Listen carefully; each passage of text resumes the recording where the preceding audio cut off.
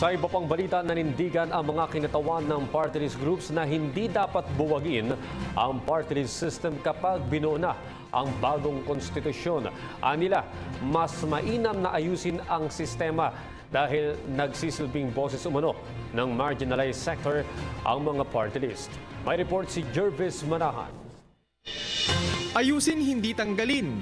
Yan ang pakiusap ng ilang kongresista kay Pangulong Duterte kaugnay ng sinabi niya na dapat nang buwagin ang party list system sa Kongreso. Ayon kasi sa Pangulo, dapat nang alisin ng party lists kapag binuo na ang bagong konstitusyon sa isasagawang charter change. Pero depensa ng mga kongresista, maraming nagagawa ang mga party list sa mababang kapulungan kaya hindi naman dapat sila tanggalin. Kaya ako'y nakikiusap kay Pangulong Duterte, huwag naman niyang patayin yung party list principle dahil hindi naman dapat patayin. Dapat tingnan natin paano natin ma-improve. Government, as we know, is a continuing experiment. We experimented on the party list. Now we should improve on it.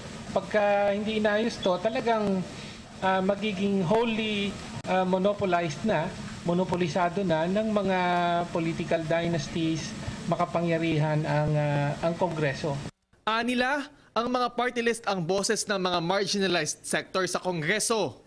Marami rin daw silang ipinaglalabang advokasya at ideolohiya na hindi nagagawa ng mga district congressmen.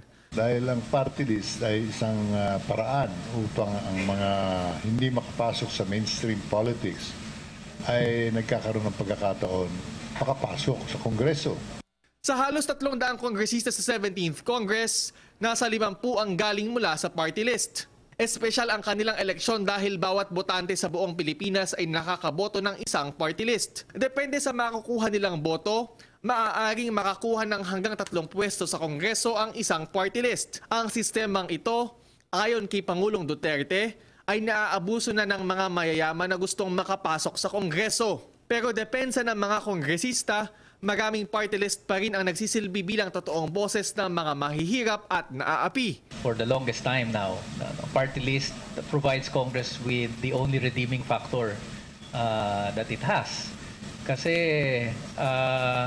mas kamumuhian ang Kongreso kapag inalis ang mga party list representatives. Kung may babaguhin daw, dapat ay amyendahan ang party list law at ayusin ng COMELEC ang sistema ng eleksyon nito. Para sa PTV News, Jervis Manahan. Ako po si Cathy San Gabriel. Subscribe na sa PTV YouTube channel. I-click lang po ang subscribe button.